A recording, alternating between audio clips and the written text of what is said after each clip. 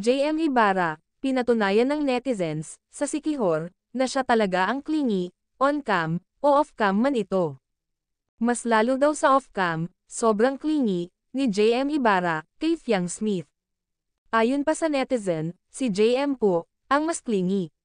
Kahit sa shoot nila, na bawal i-video namin.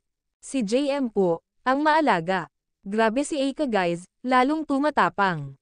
Yung akala natin, sa Dubai lang, ang katapangan nito. Pati na din, sa isla, ng Sikihor. Mula pa sa BNK, clingy na nga si JM, kay Fiang. Mas lalo na ngayon, sa outside world. Ayon pa sa mga fans, ang sarap maging jowa, si Ibarra. Dahil super sweet nito, at sobrang maalaga.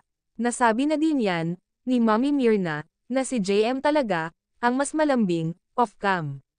And now, napatunayan na nga, ng netizens, na si Captain Ibarra pala, ang clingy, off-cam.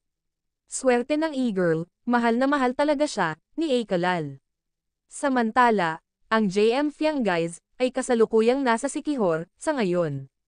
May shoot ang dalawa, para sa bench.